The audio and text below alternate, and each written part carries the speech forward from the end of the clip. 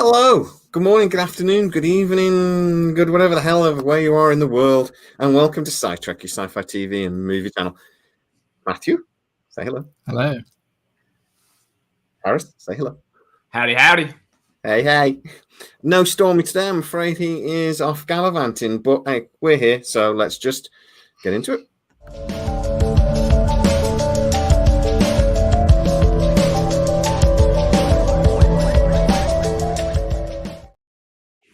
I've used the wrong starting, but never mind. It's not a Stargate full video today, so if you're watching expecting us to talk about Stargate for an hour, we're not going to. But I do have a little bit of an update about stuff we've been talking about in the last couple of weeks. Good news, bad news sort of situation, but it's nothing major, so we'll see what's going on. But we're also going to talk about other things that we're hoping for in 2023. So just first, before we get into it, how you doing, guys? Pretty good. Really good. Enjoying life. I'll go back to work tomorrow. Stupid work. Stargate Atlantis jumper this time. I wore it last week. I was going to switch it up this week, but blue just looked a little what I was wearing, so I went with it, you know? Okay. No longer available on SciDestrek.com because I took the SciTrek bit out, but a better version is now available because you can actually have the SGA gate. Yes. As well as thing on SciDestrek.com. But anyway, guys, did you see the video I did yesterday with our Sean Ferrick? I did. Good Not video. even a trekker, and I watched it. Exactly. You had no freaking clue what we were talking about for 90 minutes. I was watching it and I'm just like, I have no idea what that is. I don't know what that is. I just heard the name Jeffrey Combs talked about 70 times. Everyone is Jeffrey Combs, apparently. He appears in everything. He's also appeared in Stargate, and he's also appeared. Oh god, he's appeared in everything. Jeffrey Combs is he plays everything. So he, depending on how you count it, he either appeared in I think it's 12 characters or about 18 characters or something, because he plays one character, but it's a genetic thing. So he's he plays the same character like 5 times. But anyway, we'll move on from that. So a bit of a Stargate, bit like how Cliff Simon played about 15 different characters if you count all the variations of Baal on Stargate. Yes, exactly. I just the updates on Stargate, and then we can have a chat about that. But I had a conversation with somebody that works. They don't work directly for Amazon, but they work for a company that does a lot of work with Amazon and MGM.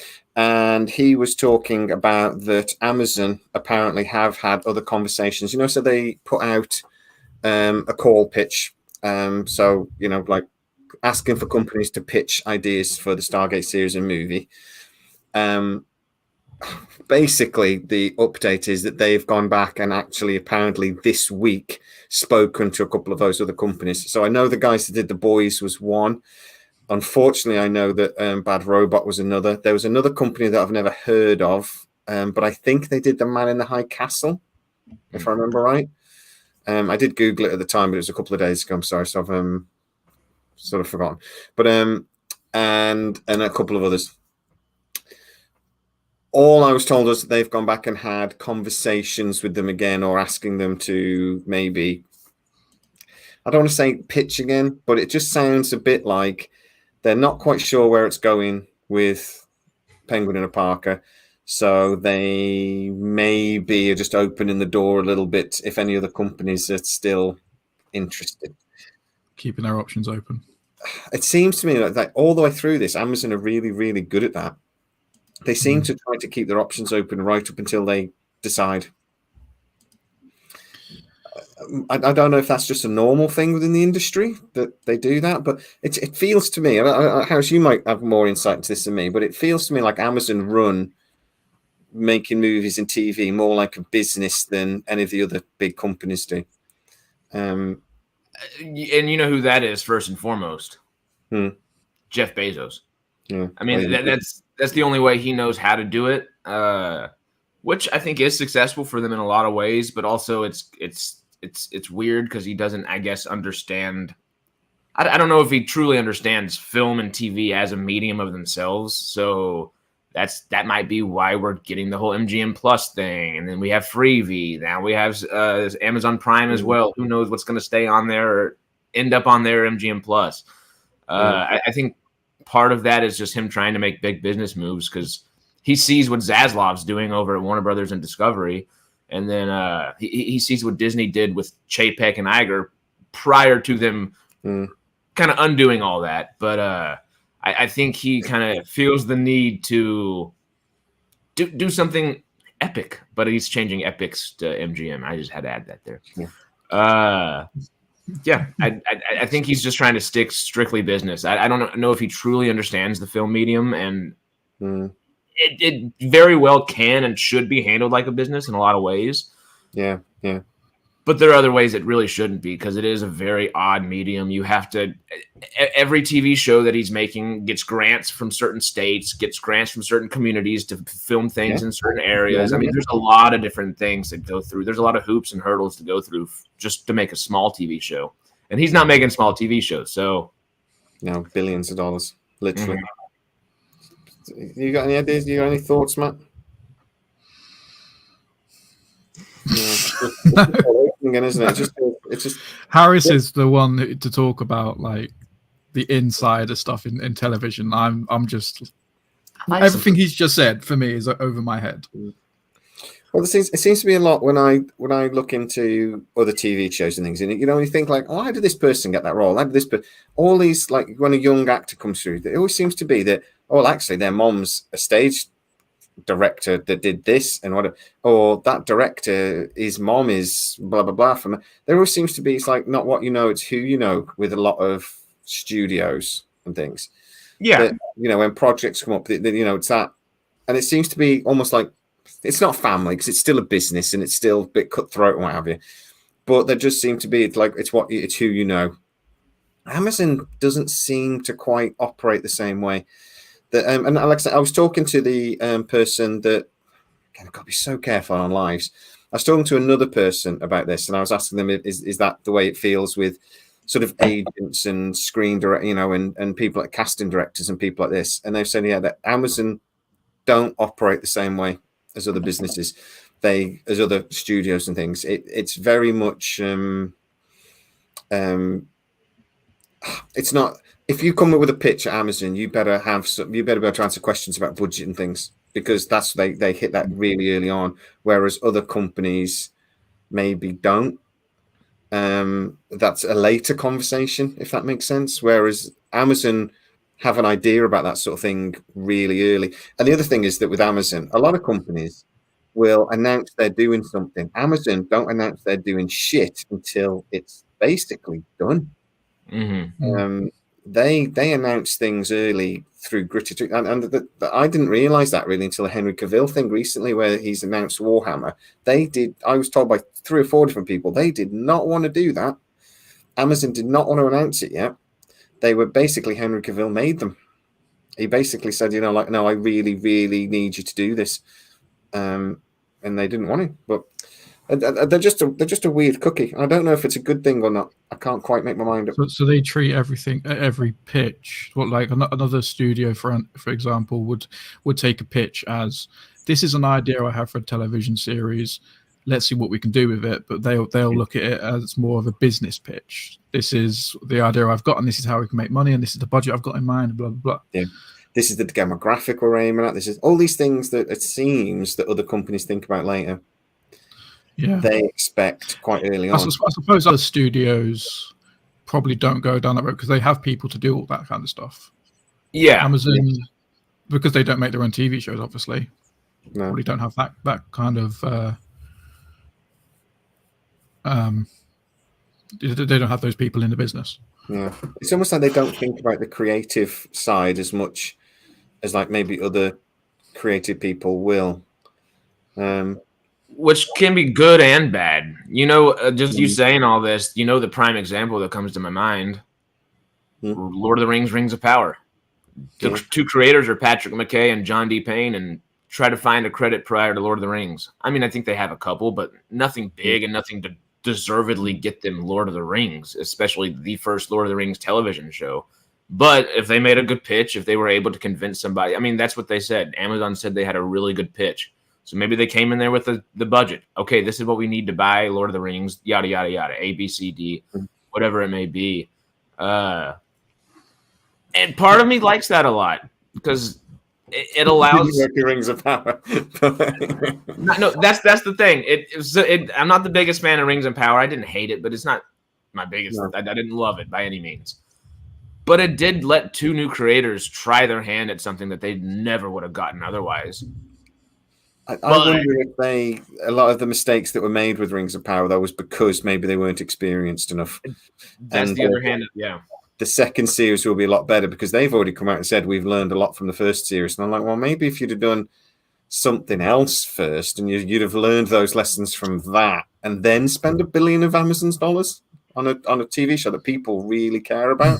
But all of a sudden, this is basically where maybe they swung for the fences, definitely.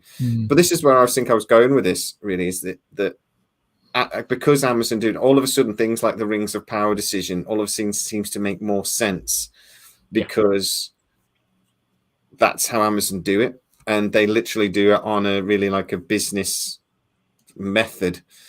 And they think about profitability and all these sort of things really early, whereas other companies don't.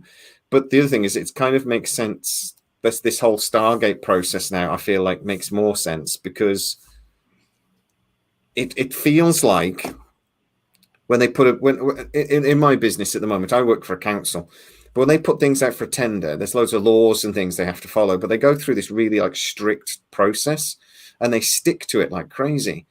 And it feels like Amazon is sort of doing that. They're going through a process, and if it doesn't reach that bit easily, they just sort of go, well, we'll just go to the next stage of the process, and they just understand. But I suppose a good respect is they're not putting all their eggs in one basket, and if it doesn't work out with Hawk Ostby and Mark Fergus for whatever reason, they'll just switch. So maybe it's not a bad thing, but I don't know what you guys feel. It feels like a bad thing to me. It doesn't feel like the creativity comes from it. Feels like the way they handle it is more as though it's more like an investment on their part. Like they're looking to invest in something.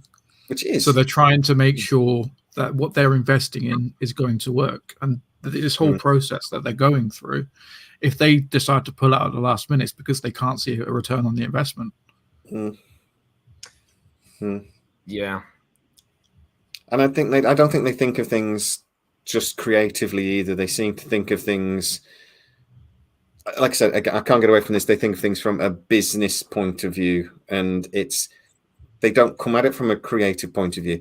It feels to me like somebody at MGM, it's not MGM actually, I don't think. So I don't think people like Michael Wright think this way. I think Michael Wright, the head of scripted material at MGM, has always been a big fan of Stargate and would love that type of project. And he's been, according to like insiders like Jenny Stiven, has been fighting for it. So he thinks things from a creative point of view. Then Amazon come in just as like bankers.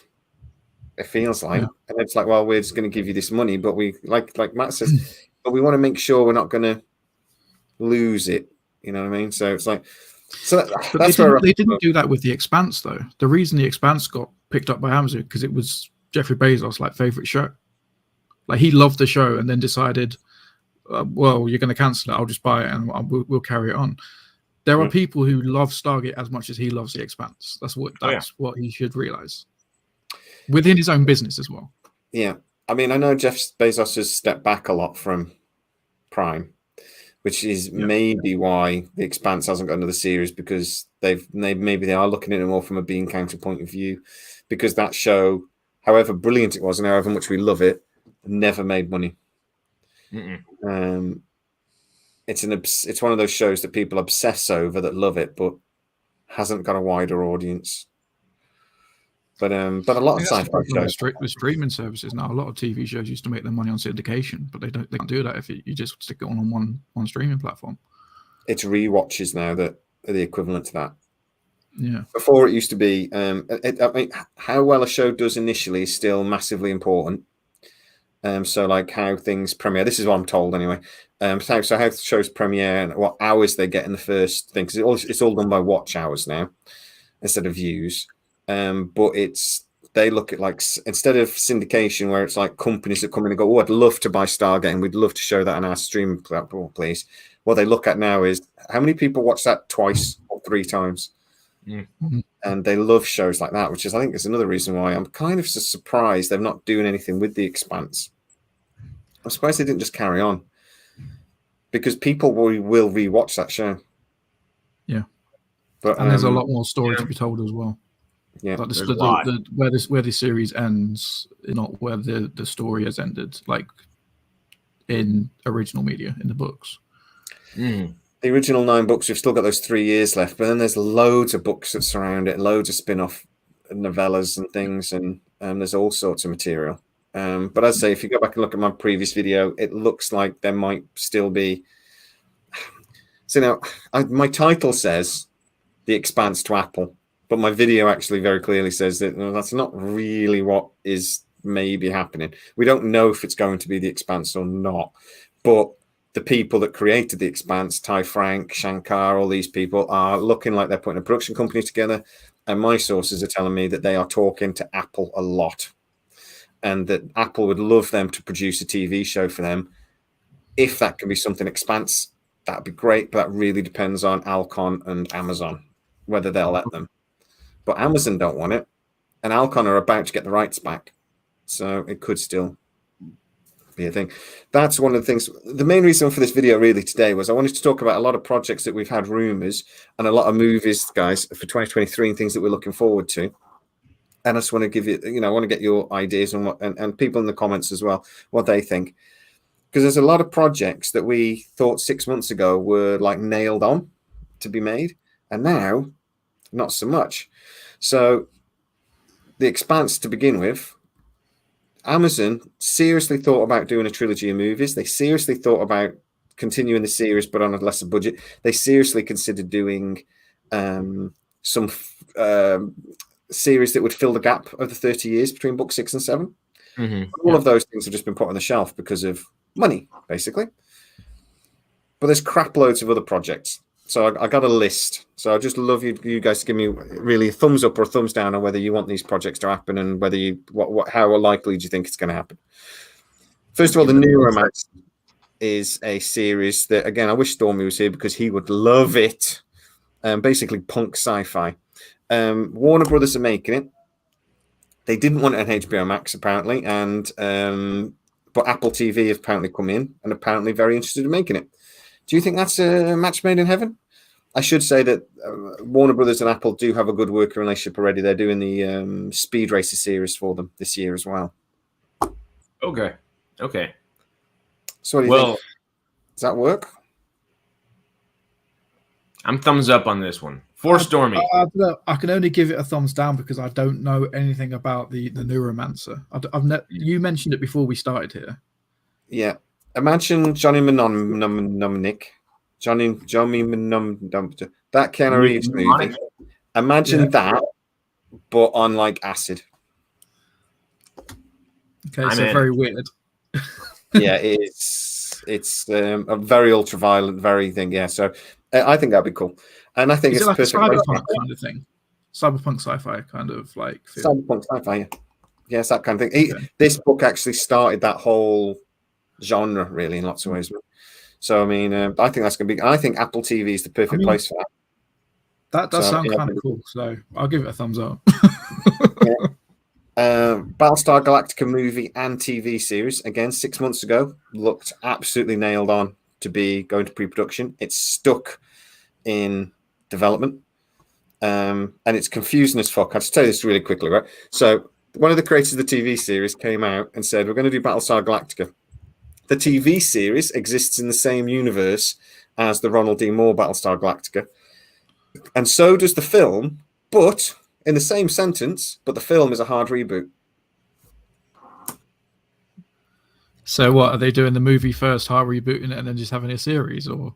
Not a fucking clue. Well, nothing's... That's the only way that makes sense.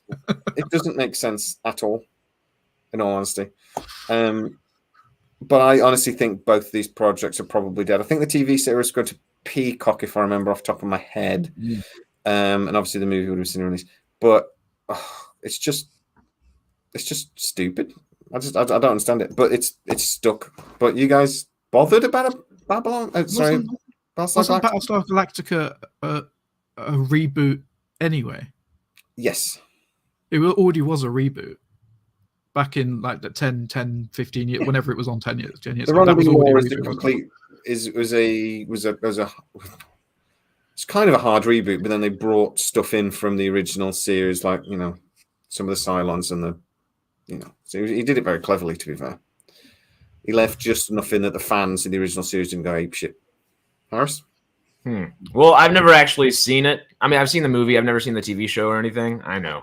But I'm a huge fan of Katie Sackhoff. So at best, I can give it a halfway thumbs up because I want Katie Sackhoff in Star Wars right now. Sorry.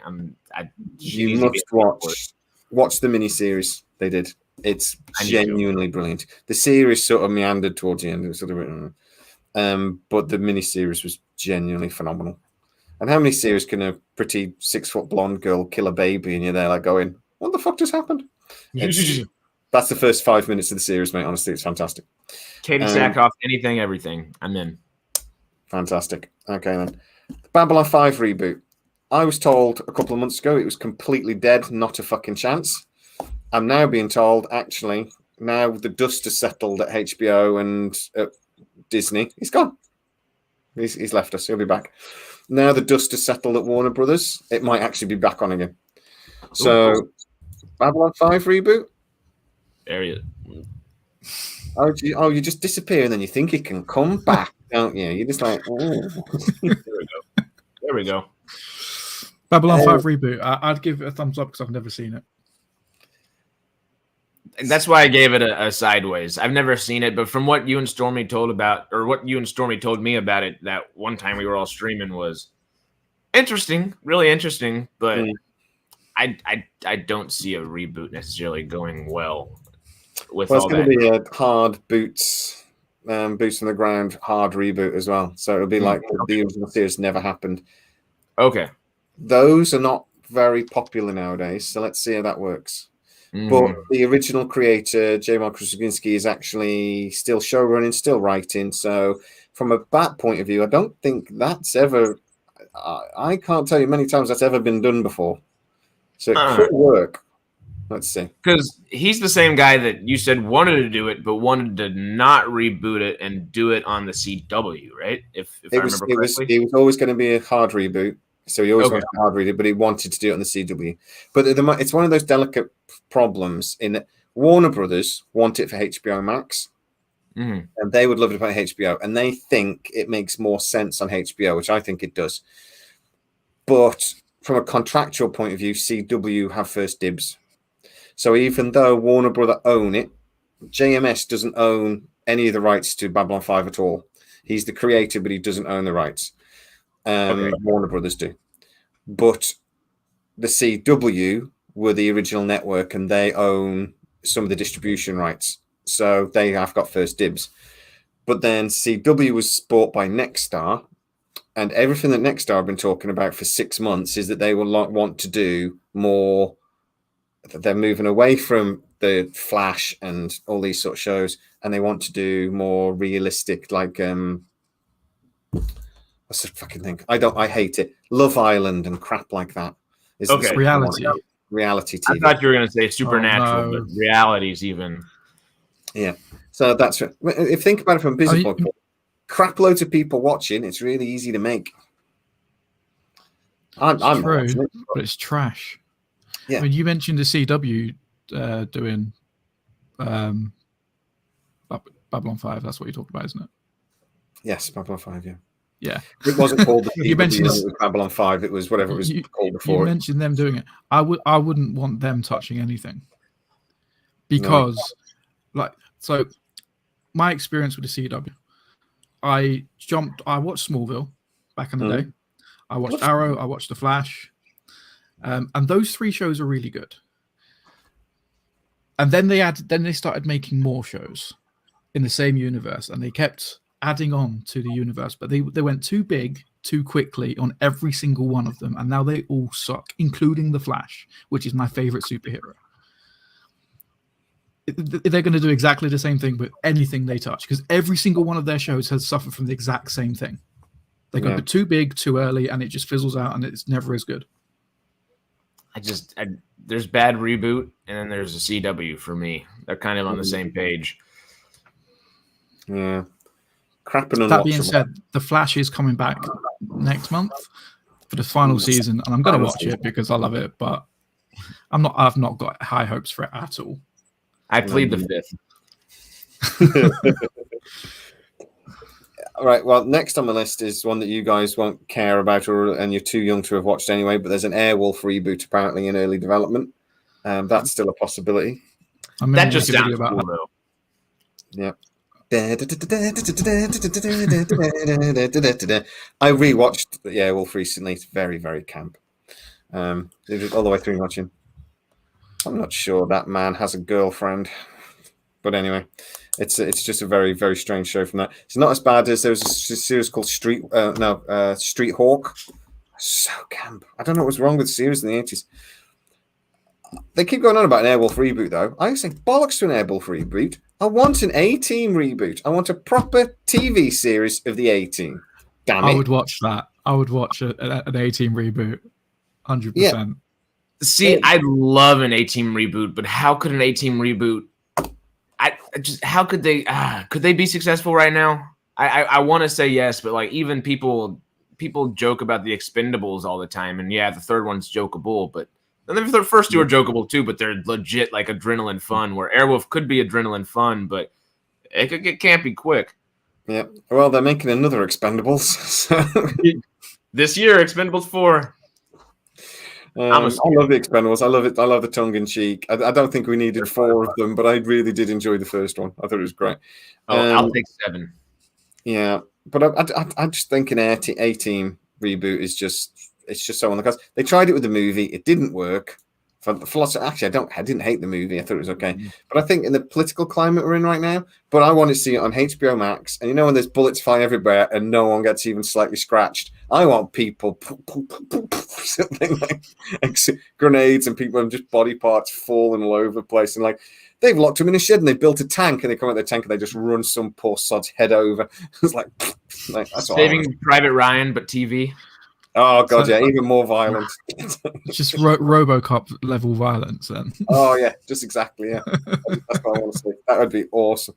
They just Mr. T. the bad guy in the head and fuck off. Next, Chris Judge is Mr. T. That's great, David. Great comment. Yeah. Oh, I didn't put it properly. There we go. Yeah, get Chris Judge as Mr. T.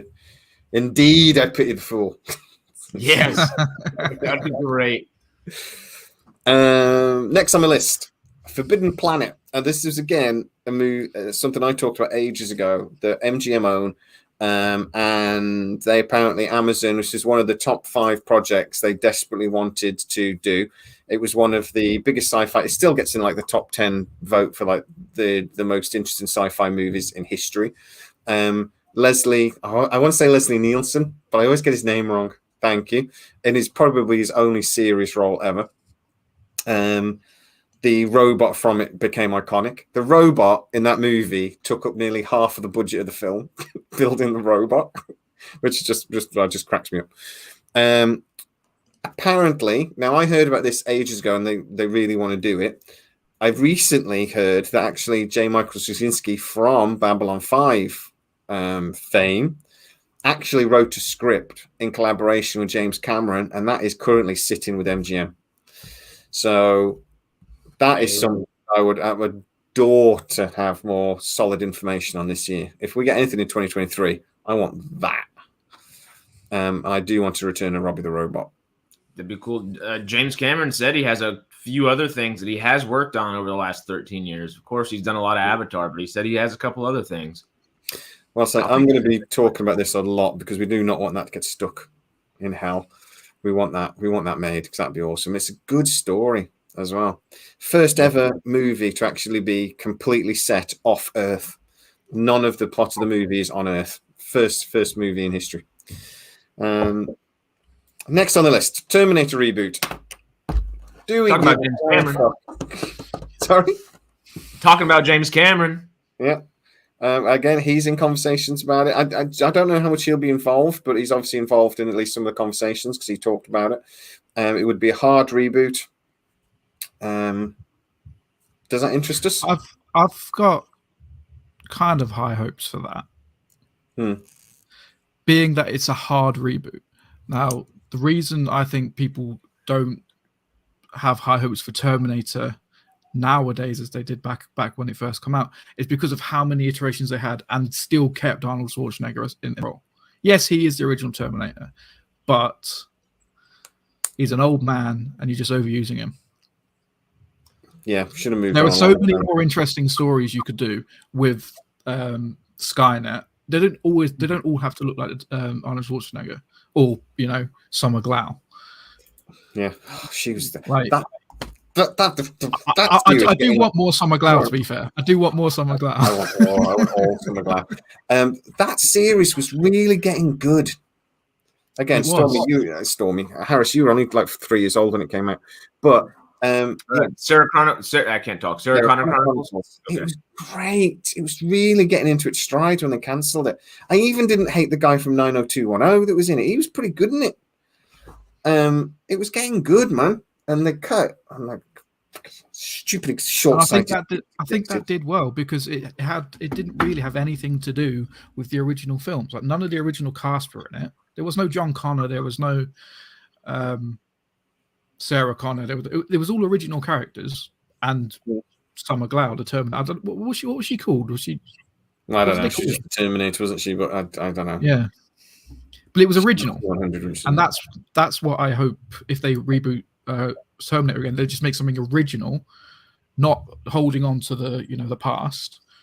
Just make a new story. There's so much you can do with Skynet and the war and things like that.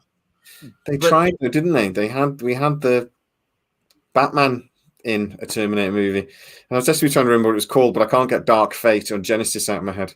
There's been so many. That one was Genesis, right? Was it Genesis I was thinking about? There's one other one right there that I can't remember off the top of my head. It was a load of rubbish anyway. And I thought Genesis was Genesis the one where he somehow was able to age? Salvation. Sorry. Yeah, Genesis was the one that Arnold Schwarzenegger was in. There's only been one. Somebody get in the comments, please tell us which was the one that didn't have Arnie in at all. Salvation. Salvation. Was it Salvation? Excellent. So Salvation was terrible. It was a Terminator that didn't know he was a Terminator, which was the only clever bit in it, actually, I think. But it's not a good movie. I think that's why they panicked and brought Arnie back. Oh no, Arnie wasn't it. I'm lying. He wasn't it. Yeah, barely. It was a CGI version of him, wasn't it? So even in that, they chickened out and put Arnie in it. Yeah. Well, and I think if they're going to do a hard reboot, just cut all that out. Just accept the fact that you're doing a hard reboot. Cast someone like really good, because there are plenty of people who could probably take on that mantle, and just do something good. Is there any point? Okay, I was about to say, can I devil's advocate for a second? Why do Terminator at all? Honestly, I mean, I don't know if y'all have seen Megan or not, which just came out in theaters, the little creepy AI doll. Yeah, I haven't seen it yet, but I know what you mean. I'll go see it tomorrow probably. But I won't give away anything, but just AI, Skynet, kind of go hand in hand. In today's kind of world, everything Chat GPT is a thing. We're talking about Elon Musk all the time. All these little different AI things happening. They're pretty prevalent. Does it have to be Terminator talking about it? Because I really don't think Arnold was the problem for anything besides probably Dark Fate. Dark Fate, yeah, I'm with James Cameron. Bringing back another geriatric to do a bunch of stuff. He's not a geriatric, but James Cameron's words. That was pushing it. All the others, Arnie had such a small part, and not even pivotal parts. They were just the action. That was it. It was for the action scenes. It was never actually pivotal to the plot. So I don't think he was the issue. I think them just trying to keep going. I don't know what the issue is, honestly, because like you said, Matt, they have so many good things to draw from, but there's so many other franchises to do that with now. Yeah. Genesis didn't work either, though. I mean, Genesis did that, but I think the casting was wrong in Genesis. But go on, Matt, sorry. So it's supposed to be good if they kind of do a new, fresh take on it, if they were to do it. But does it have to be Terminator? A RoboCop could be AI now, you know? There's so many other things. I don't know, there could be different stories you could tell with the same core characters, but different motives, different intentions, different angles you could look at it from. I don't know. I guess I'm playing devil's advocate a little bit here as well, because I mean I have no stock in either of these films. So yeah, no, we're just asking the question out of the world. But Ramonis, not I can't say that name. I'm very sorry. I tried. Matrix series might have potential, and that, I mean, honestly, that's kind of the same thing. Why not do another Matrix instead of Terminator for AI? I feel like there's so many different AI things that we could do, and the more we learn about the technology itself and it's implemented in all of our daily lives as just your average Joes, what else is going to come out with it? You know, it's to me. I suppose it's the argument with Terminator. There's the argument that it's been done to death. Like you're saying, essentially, it's just been done to death. And maybe the thing I was going to say was, is it just a name at this point? Yeah, right, exactly. Right, the Firefly reboot, right? So Firefly, if you're a sci-fi fan and you don't like the sci-fi, I will come around to your house and kick you in the gentleman area, because it's everybody loves Firefly. Is my point. It's one of the great shows, and you know people are so disappointed it got cancelled. They're talking about wanting to reboot that, but if they did. Unless it's a continuation, it's just the name, isn't it? It's just a TV show called Firefly. Terminator, for me, it would just be a movie called Terminator with some robots in. They've told the story, haven't they? Do they need? Yeah. They can't continue it. It would have to be a hard reboot. And when it's a hard reboot, what's the freaking point? You must have just not bought. Do something else. That's where I'm at. It's just a title, basically. That's all they're doing. It's just a title at this point, I think. I definitely see that from that point of view. However, I do like Terminator, and I would like to see another film. I just want to see what they're going to do with it. Yeah, I love Terminator. It's just I feel like if they announce something else, my first reaction will be, here we go. Yeah, you know. Well, like Ghostbusters, then. Ghostbusters, they do. Ghostbusters are boobs. Complete hard reboot. I mean, we can go into the woke agenda and how the creators got annoyed that some idiots in the newspaper said women can't do Ghostbusters, and they went, yes, they can, and they forgot to actually make a good film. We can get into that argument all day, but at the end of the day, it was a hard reboot, and everyone hated it.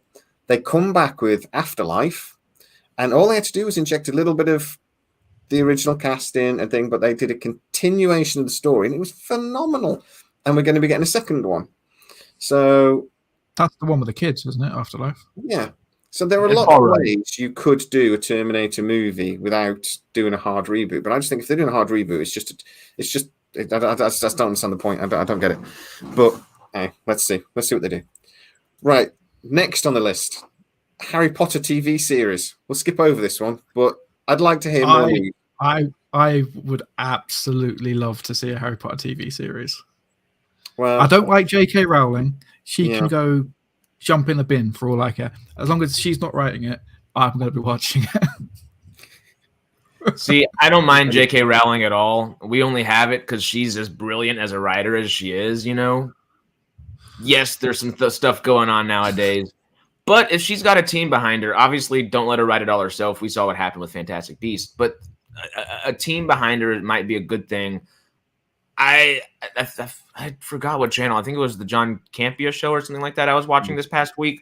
They had a discussion about this, and because there's rumors, I guess, that Zaslav is going to just hard reboot all of Harry Potter, which please no. There is that rumor, and it makes no sense to me. I've heard that. I was actually told that this seems to have come from a YouTuber who has apparently got a bit of history of actually being right. So, and I'm not going to slag off any YouTuber that you know if they've got decent sources or whatever, but it makes no sense to me because those films, they're not that old and they are iconic.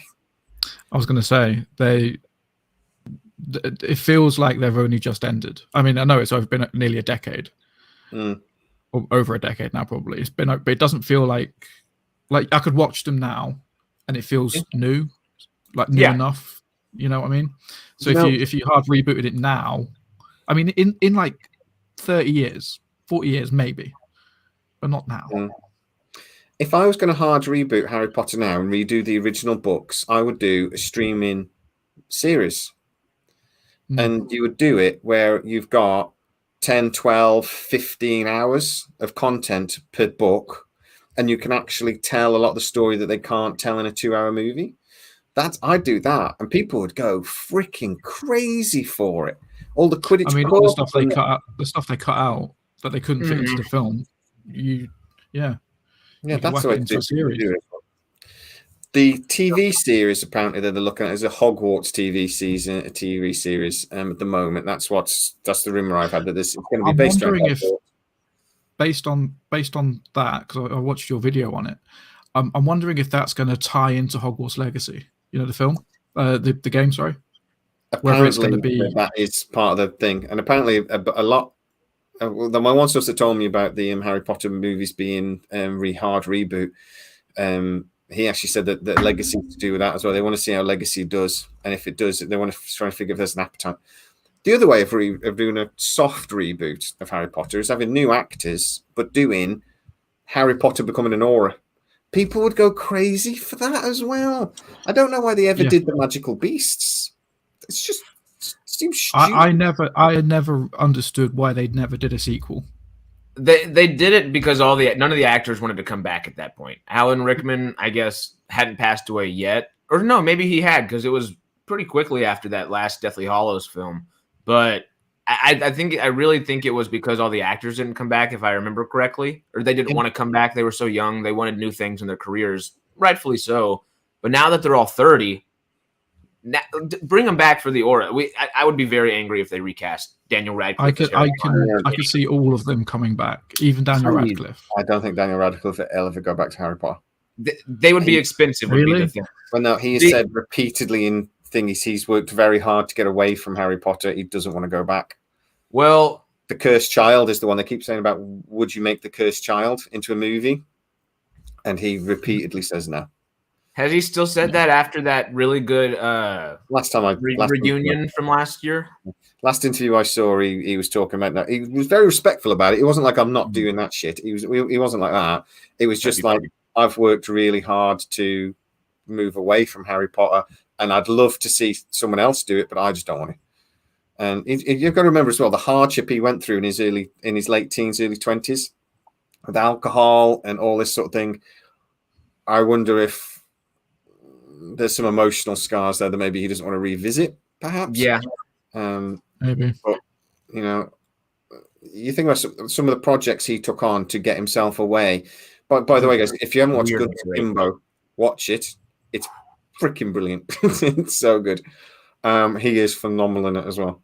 Once you stop listening to his American accent, he's brilliant in it. Have you seen Swiss Army Man? No. Oh, he plays a flatulent corpse. I will have to watch that as well. It's fantastic. For me, I think the Fantastic Beasts may get one more movie and then it's dead. There's no way it's getting all 5. I can't see it. I wouldn't be surprised if it doesn't get a 4th. I've not seen the last one yet. I just haven't got around to watching it.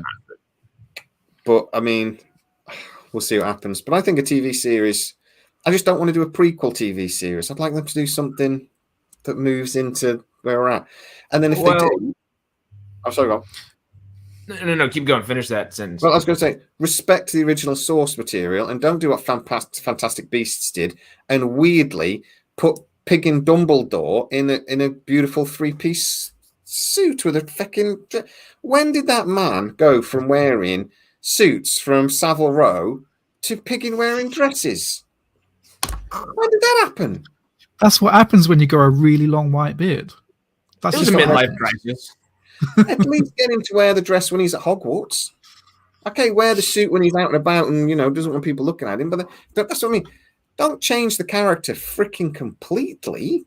Oh, freaking idiots. So, with all of that, if they continued Harry Potter, it'd be cool if she maybe wrote some more books and then they did that. That might be one thing. But like we were just talking about with Hogwarts Legacy, and I mean, if you want to expand the thought even more, how many, just with Fantastic Beasts, I guess, if you did see the latest one, there are like 7 different nations of wizards. Why don't we go hop over to, I mean, we saw them in Hogwarts as well. Why don't we go hang out with Ravenclaw House or Hufflepuff House? I'm Team Hufflepuff, of course, always. But I don't know what that means, but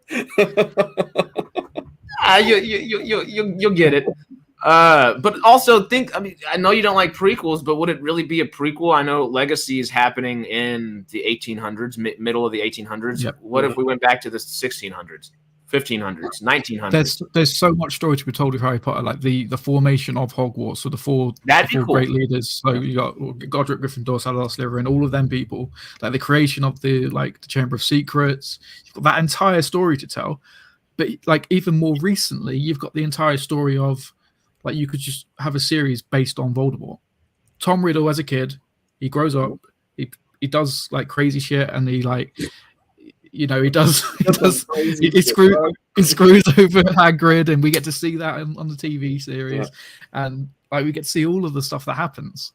Well, I like that idea because, you know, the guy that played young Tom Riddle in Harry Potter, he's like 28, 34, somewhere in that range, I would guesstimate. But he's one of the 3 main guys from Fear the Walking Dead. I only ever watched the first season, but I know he continues for a little while. He's the guy with that long hair. Mm-hmm. Toss him in. It's still a continuation on every technicality. He turned into Ray Fiennes with a noseless guy later on, you know? I'm not so excited about the idea of a Tom Riddle prequel, because we know enough about where it happens, and I don't think it'd be, for me, I'm not that interested in that. I love the idea of like the Slytherin and the Ravenclaw, you know, and actually seeing those characters, the original house Slytherin as well, and the forming of Hogwarts. I love that idea, because I wouldn't even consider that almost a prequel, because that's a story we know virtually nothing about. Yeah. So they could create something really. You'd have like the formation of the Ministry of Magic. You'd have around that time, I'm pretty sure Muggles and Wizards lived together as well. So there wasn't the separation between Muggles and Wizards like that we have now. That'd be cool to see how that actually happened and came to be. How much more dangerous wizards were for your average person walking around, and it would be a very large class difference. You know, it'd be a upper class and lower class, and there would be no middle class there until, I guess, you get your Hermiones and people like that, and it would be kind of fine tuning all that world, which would be fun to watch. Yeah, I think so. The other option for me, though, is just like, say, you recast Harry Potter, you do a series of an Auras series. And the easy way of doing that is if you do it as a TV series and you recast Harry Potter, people won't freak out so much because they do appreciate it's a TV series. So you're not going to get Daniel Radcliffe. People would forgive that. If they do a movie without Daniel Radcliffe, I think people would sort of go a bit, I'm not so sure. They'd have to get the right guy in, and there would be a backlash. But a TV series, Elijah Wood, obviously. Elijah Wood. Either of those work, actually, weirdly. But creating a TV series of him as an Aura as well, I would have thought that's the easiest fucking thing to write in the world. You could think it's stories just spill out your head, wouldn't they? I mean, it's just like him just, wizard cannibal Shia LaBeouf. Yeah. Did you say a cannibal? Have you not heard this, like the Shia LaBeouf song? Let's not start talking about Shia LaBeouf. Oh, that's one thing I heard recently as well, by the way. That we've got another Transformers movie. If that doesn't, if it doesn't do amazingly well, you can expect a Transformers hard reboot as well. Isn't this one about the Transformers always Linkin Park? Well, that's it. It wasn't a hard reboot with the one as soon as they sacked Shia LaBeouf, because it was supposed to be a continuation, and Optimus Prime and everything was still the same. So it's not really a reboot now. I thought this one was, though, because this one is off of Bumblebee, right? Yeah. And Bumblebee was a reboot. No, it's a prequel. But was it? It's set when Bumblebee first comes to Earth, isn't it, Bumblebee?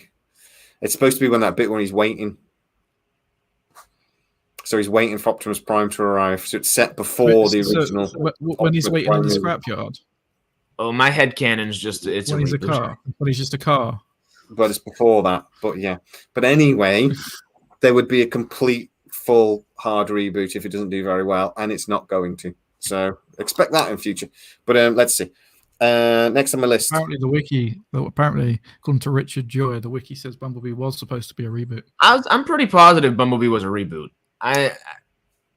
Well, I think it was set before because it does actually reference that he's waiting in a couple of times during the movie, that he was waiting for a message, wasn't he? And that is, I think that message was he's waiting for Optimus Prime to turn up. But anyway, that was what I took from it. I don't think they directly reference it either way. So I'm more than willing to say you're both wrong. But I don't know for certain, so I'm not going to get into it. You guys won't be interested in this at all, but after talking to Sean Ferrick yesterday from Star Trek Trek Yards, please go and watch that video. It's freaking amazing. I love doing it. I actually spoke to a proper celebrity. I joked to him when he came on because I was quite nervous. I was like, oh shit, I've never spoken to anybody. 250,000 subscribers. Trek Yards, not Trek Yards. Trek Culture's got. I thought that when you said it. I'm trying to get in touch with the guy from Trek Yards yesterday, so I'm trying to get him on next. But anyway, so for Trek Culture. So I said to him, "Oh, I'm quite nervous." And it's so weird. It's like YouTube's talking back at me, and he couldn't stop laughing for about 5 minutes.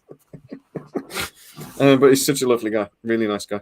But anyway, when Picard Series 3 ends, we're expecting to get announced a new Star Trek series, and we're hoping for something that is contemporary with the Picard timeline and is a ship-based series. So I'm really hoping in 2023 that's something we get concrete on that. And as soon as Picard finishes, like a Voyager kind of series. Not Voyager, like the Next Generation.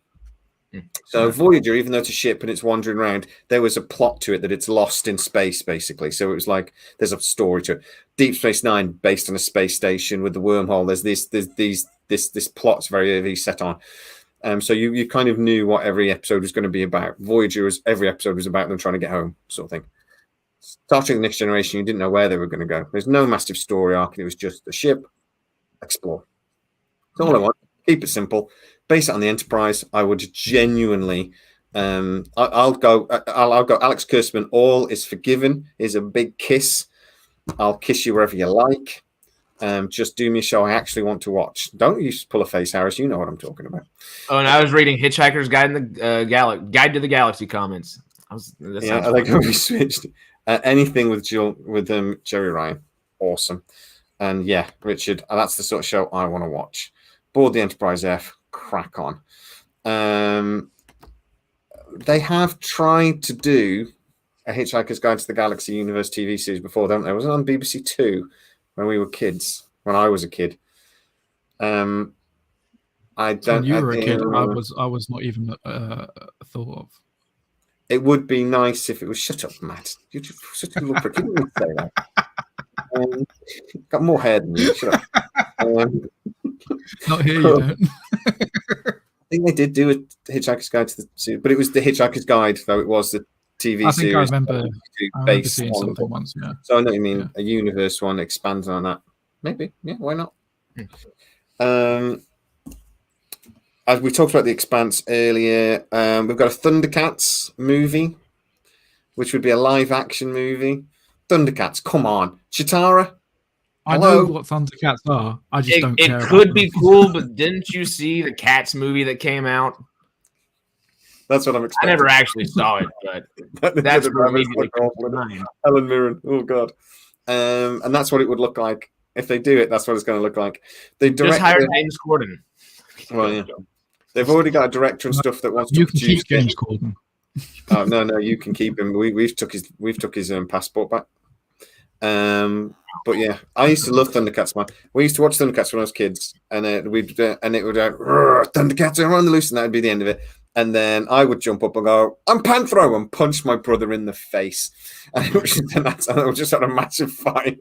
I'm Tigger, and that's how we spent our Saturday mornings. The mom and dad coming and go, "Stop fucking fighting." I went, that's so. I would kill for a proper Thundercats movie. Now ask me how confident are they won't fuck it up. I do similar things, but for Power Rangers. Now that's something I want to see a reboot of. They did it a couple of years ago. Not the 2017 shit version. No. Bryan Cranston was Bryan Cranston was the only good thing about. No. It wasn't good. It wasn't good. It was all right. It was not good. No. Never watched it. No. Oh, it was okay. And Jason David Frank was in it as a cameo, and so was Kimberly. That was the only good thing about it. Love Kimberly. Oh, I used to love the Power Ranger. It was her and Thundercats. Sorry. It was her and Jet from Gladiators. Do you remember Gladiators, Matt? Yeah.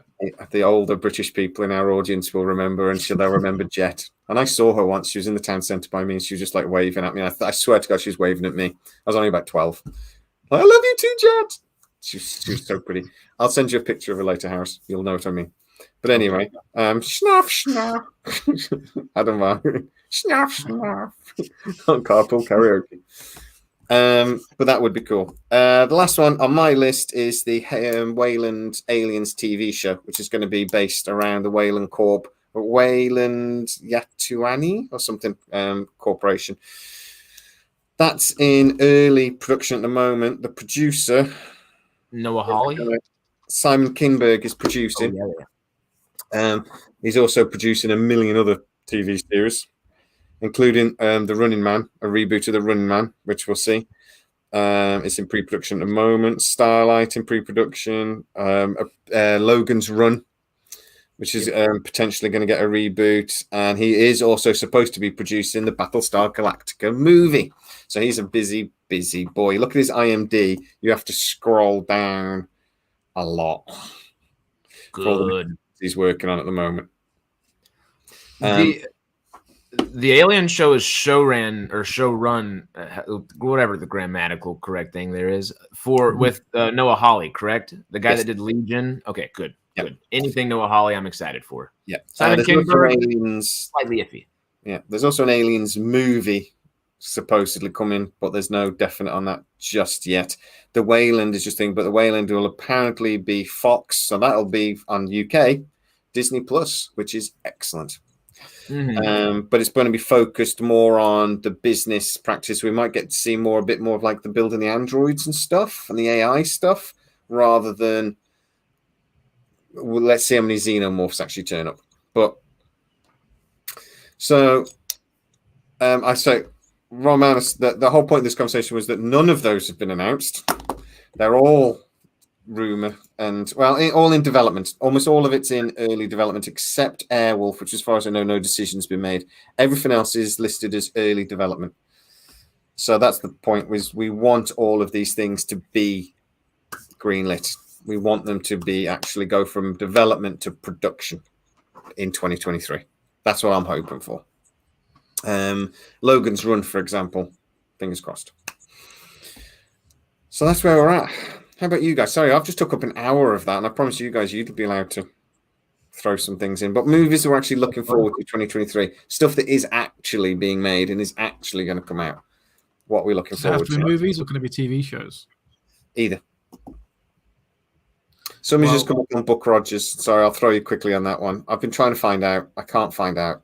Smokehouse with thing was supposed to be making this. It's supposed to have gone in production. It just hasn't happened. So it's another one of these that's just stuck in development hell, as far as I can tell. Like Mark Wahlberg was supposed to be doing the $6 billion Man. That was announced ages ago, and it's just nothing's happened. So I was told basically that about 1 in 8 shows that go to development ever get made. So we'll wait and see. But anyway, Harris, movies you're looking forward to, you cinema goer. I can't believe I've actually got you talking here this long without you going to the cinema halfway through. I was about to say. Where should I start? I've got 2 sides of bullet points ready for this one. Start with the interesting one. Okay, well, interesting and recent, up to date that you can go sit in a theater right now in was Megan. Megan is legitimately a really good family movie. It's legitimately a good horror movie. It's legitimately a good thriller movie, but she's better than Chucky in a lot of ways. Kind of similar to like the new AI Chucky in a way, but she's different. I was legitimately surprised. I had high expectations, and then I saw that it was PG-13. So I kind of lessened my expectations, and then my expectations got blown away again. So that was great. So no, Megan's really good. So that's this month, I would say. Past that, I'm excited next month for Ant-Man 3. Quantumania just looks like a lot of fun. Good, didn't it? I'm not feeling it right now, but they keep letting us down, but it does look good. I am excited by that. That's the one. And like you said, Paul Rudd made sure it was a little bit better for each film. So, and we just talked about Ghostbusters Afterlife. Give us some Paul Rudd. I'm happy with that, you know? Then there's Cocaine Bear. Renfield looks pretty good, and Dungeons and Dragons looks pretty good. There's Transformers and Fast 10, but I don't know. I think besides that, Mission Impossible, maybe some Oppenheimer. That's another really good one. I'm just reading down this list. I like the history. Say what? I think that 65 with Adam Driver. Yes, and Sam Raimi producing. Yeah, I think that Kylo Ren. Cool. Kylo Ren. Yep. Yeah. He's basically an astronaut that's on an alien planet, from what I can tell, and there's a load of dinosaurs.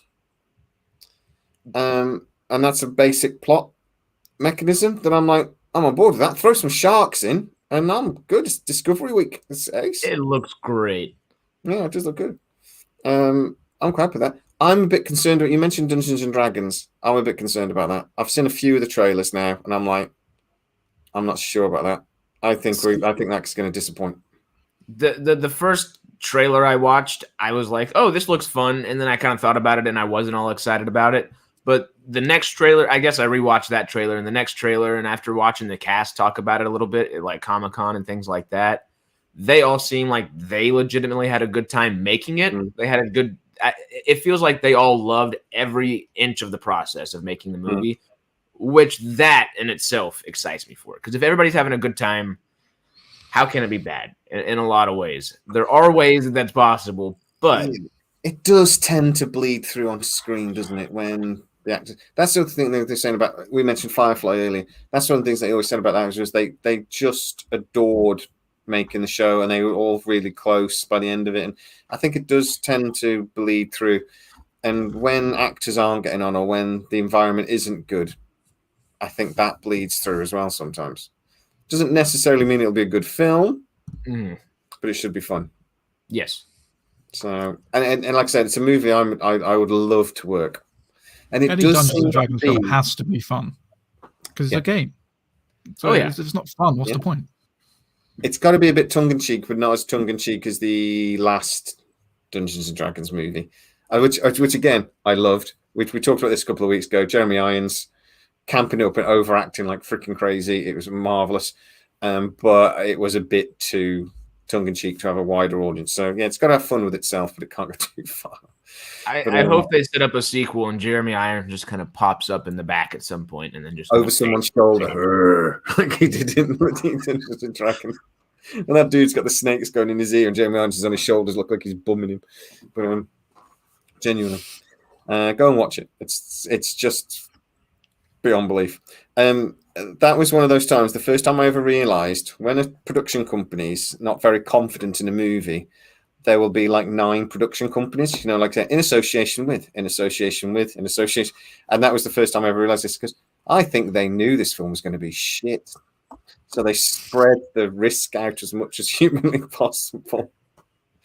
The only other interesting fact I know about the original Dungeons and Dragons movie was the CGI company was a new company, and they just wanted to do it to show what they could do. And the CGI is actually really good in Dungeons and Dragons. They did it completely for free. They didn't charge at all. And they took some of the back end off, which there wasn't any because the film bombed. But yeah, they didn't take any charge. They just did it as an exercise to show what they could do, basically. Wow. That's cool, though. That's not an easy feat to be working for free like that on something like that. Yeah. Hey, they might paid an exposure. Yeah, exactly. Look at this shit film we did. Brilliant, Pretty Dragons for. It's like, that's good. But there is a big dragon battle at the end. It's actually quite cool. They go into their wives at the end of the day and go, "Cool, how much did you make from that? How rich are we? Oh, we did it for free. You fucking idiot!" Don't worry, it's going to be a massive hit. How many people went to watch it? 3. I was 3. That was me. I was like, "Oh, this is great." It's like, Oh, it's a terrible film. But yeah, it's just one of those films that's so bad I loved it. But go on, what else is on there, Harris, my friend? Well, I could keep naming off movies. There's a lot that are just TBD for announcement dates, so we'll leave those there. But series wise, I'm not excited for it, but I'm intrigued by The Witcher season 3 just because I know it's going to be Henry Swansong, and I want to know if it's going to be good because he knew it was going to be, or if it's going to be awful and he was like, all right, I'm bowing out, I'm out, because it could be either way. Besides that, all the Star Wars shows are going to be great this year, but I'm really pumped for Invincible season 2. I don't know if y'all watch that on Amazon Prime, but that's probably Amazon's my favorite show that's come out on Amazon so far. I loved it. We all think about the same thing. The Boys spin-off. No, it's not a spin-off. It's similar in tone a lot, but it's the same guy that wrote the Walking Dead comics. He wrote that comic. Of course, the main superhero is the guy with the mustache, and it feels like The Boys, doesn't it? But yeah, I did enjoy Invincible. So I saw that when it first came out. This was a little while ago. I should have thrown in. I've not heard of it. That sounds good. I watched that. Oh, it's quite cool. I should have thrown in the He-Man live action supposed to be made this year, but that's could have gone quiet.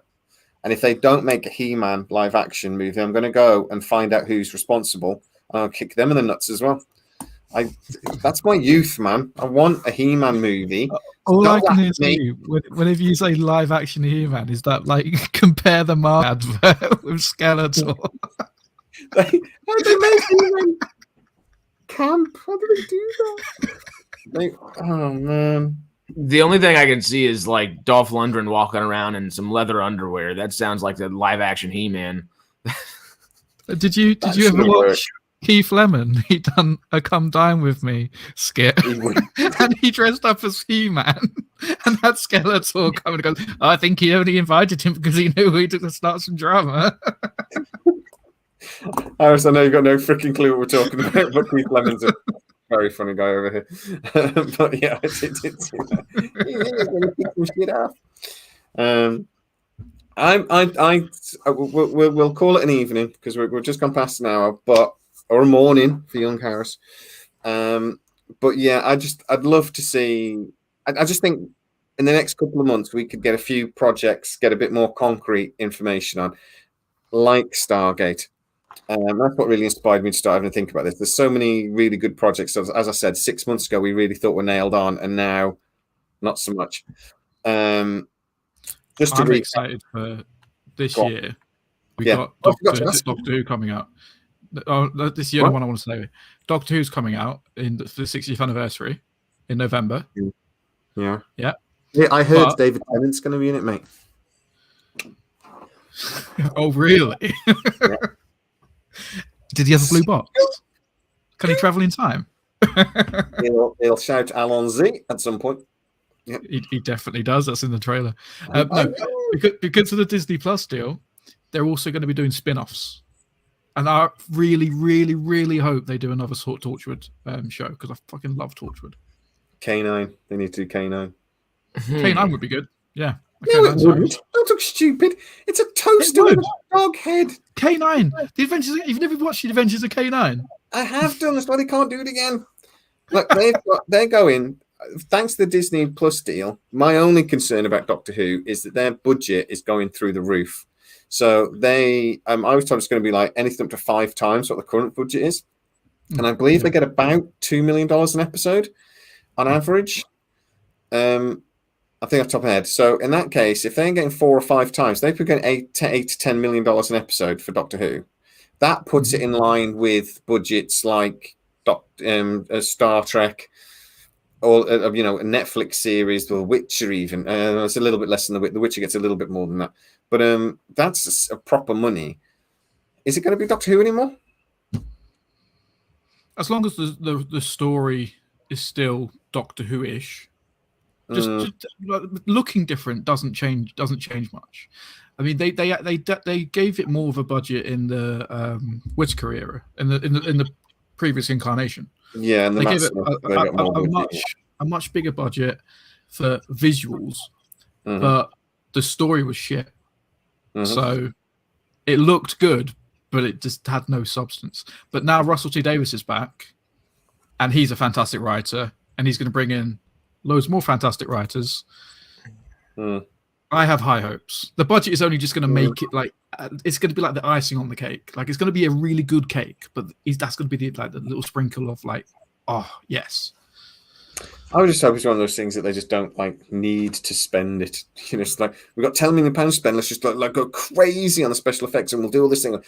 And I think it's going to look very American, which they did during the Matt Smith era, and then the end of the David Tennant era. They tried to make it more approachable for American audience, and I would argue that it worked, to be honest. So, but I just think of other TV series. Remember when Red Dwarf? They reformatted that and spent a bit more money on it to make it, because it was actually people were watching it on BBC America, and so it was getting watched in America. So they actually did this weird thing where they did 2 seasons of 12 episodes, which we never do in the UK. Normally, a show like that is 6 episodes back then. So they did 2 12-episode series so they could show it in America as a 24-episode season, and it was crap. It was really the death of Red Dwarf. It really was, because it lost the joy, and it wasn't Red Dwarf anymore. It was trying to be an American show, and it just failed horribly. So let's just hope they've got more sense than to make it. I don't think there's going to be any risk of that with Doctor Who, really, because it is a quintessentially British television show, and Americans watch it because of the British like humor and the British like mannerings, and like they feel like they get to know us a little bit, I guess. Yeah. Well, another example here is Downton Abbey. Downton Abbey started here as a BBC One Sunday night show. Nobody expected to watch it in America. They watched it in America. The 3rd season, I believe, they really upped the budget, and you wouldn't know. They just sort of did a bit more. The cinematography got a bit better, and they got a bigger cast, and they did a few episodes where they actually left Downton Abbey. So the budget increased, and they just made a bigger show. But they had enough sense not to actually change the BBC-ness of it, if that makes sense. Yeah. I don't think much will change in terms for Doctor Who. I think what they'll probably, because it's going to be more like production cost that they're going to be investing in. It's going to be more practical effects. So in the past, Doctor Who has always suffered because they've only been able to afford maybe like 2 or 3 Dalek models. So if it was a really Dalek heavy episode, they've only actually physically got 4 models, which means they have to film that model multiple times. Maybe the production cost means they can have a little bit more. They can have a little bit more of a little bit more budget to make more, to actually fill out the room and, have better pyrotechnics and all that stuff. I don't think it will actually. We probably won't notice it as much, just as a viewer. If they do it well, you won't notice. Unless you know what you're looking for. Notice when things are good. You tend to notice when they get worse. You tend to notice. So if the CGI improves, you probably won't notice. Yeah, it'd just be like, oh, it just won't be as noticeable that it's bad. And sometimes the CGI and the special effects is terrible. I think that was always part of its charm. Wobbly sets, bad CGI. Yeah. I was thinking about Matt Smith on the motorbike driving up the side of the Shard. Shit. That's really bad. But yeah. All right then, guys. Well, let's hope that they can do something interesting, to be honest, because like I say, I think 2023 is going to be an interesting year. One word of warning. This is a sci-fi channel. We talk about fantasy and stuff occasionally, but we're mainly a sci-fi channel. It does seem to me that we're moving away from sci-fi, and that a lot of these projects we're talking about, a lot of the big projects we're talking about that are coming up and that are being announced at the moment are more fantasy, swords and wizards and things we seem to be heading back towards. So let's watch your sci-fi TV shows, because, we need to convince people to keep making them. And yes. Because let's really hope we have to rename ourselves to Fantasy Trek. We're going to get weird people watching them, though, mate. The only good thing about that is our logo could be Danny Gandalf.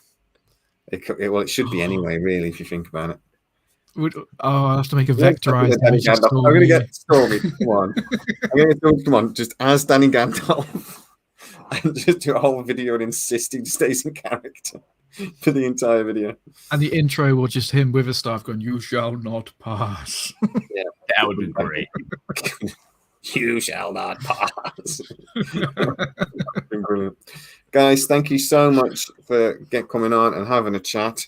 Hopefully we'll be back next week. Hopefully we'll be back next week with Stormy Bear, which should be great. I have no idea what we're going to talk about. So, guys, if you want to get into the comments and tell us what we should talk about, we're always willing to listen to you guys and then completely ignore you and do what we want anyway.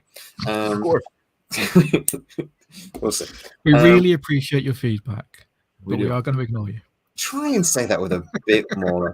No, we really do appreciate your feedback. We do. I think we listen to I keep being told, do not read the comments for the love of God. It'll just kill your soul. And I'm like, no, I like reading the comments because even though some of them are complete trolls and they're just out to irritate me for no reason or us for no reason, most of them are actually fascinating. And the amount of videos I've created. I read all the comments now. When I first joined, I started reading the comments and was like, I do not want to read these comments. They're really annoying me. We had conversations about it, but no, I read them now.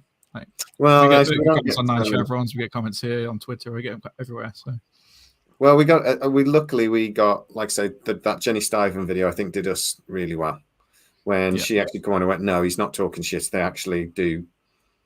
They're talking a lot of sense. And that did us a lot of good. Because now I can just hit people on the head with that. As soon as somebody goes, you're talking shit, and I just go, well, am I there? So even though this one guy, he did message me the other day, and he was just like, and I shouldn't have engaged with him. I know I shouldn't have engaged with him. And I was so annoyed with myself afterwards. But he started having a go at me saying, and I said, look, go and watch the Dial the Gate video when Jenny Stiven, who knows what she's talking about, basically said Sidetrack every 2 minutes for the entire video. And she's basically said this, and this was right. And we were the first ones to say it. I think and this guy was like, you were just so excited. She mentioned your channel. You didn't actually listen to her. I was like, are you fucking kidding me? At one point, they asked her a question about, are there these clickbaiting channels? And she went, she basically started like, Sidetrack isn't. They know this. They got this right. They got it. And she really defended us really brilliantly. And, I'm just thinking that it gave us a bit of credibility anyway, because I can understand people that assumed we were talking shit because we come from nowhere. And I just started telling you what bloody executives are talking about at Amazon. I can kind of understand that people would be like, go, fuck off. I did get a comment back from, is this Darren of Gate World? Oh, Garrett Down, yeah. And I did have to send him back, and I said, he says, look, we should be friends, we should be a community, and we should work together. And yes, I didn't trust you at first, and I'm sorry about that.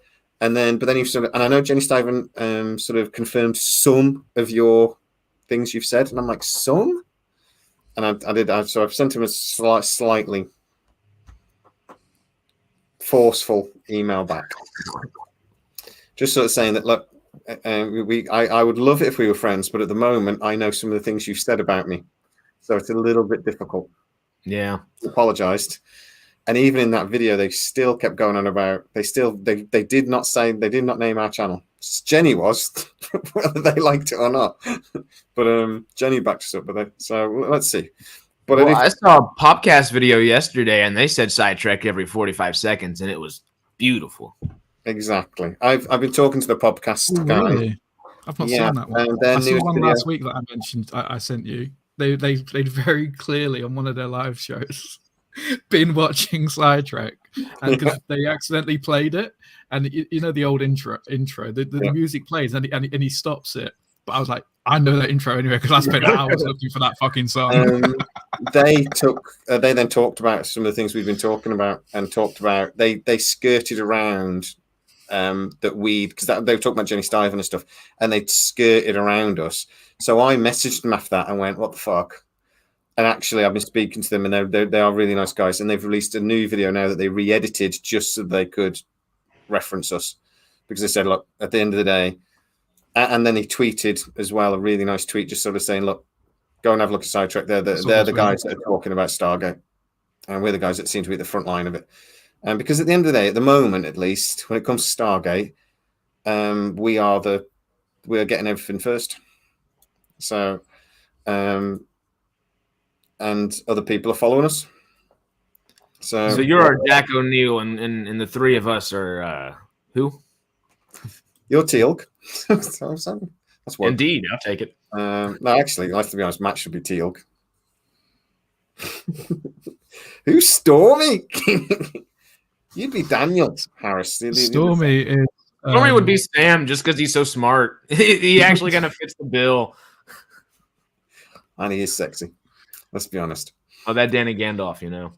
I love Danny Gandalf. But guys, thank you so much for attending again. We're going to call it a day. Everyone in the comments.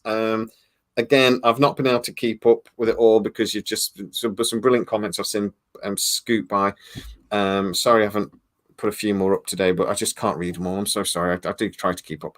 But thank you very, very much. We will see you next week. Whatever the hell you want to talk about, just let us know. So bye-bye, everybody. Adios, y'all. See you later.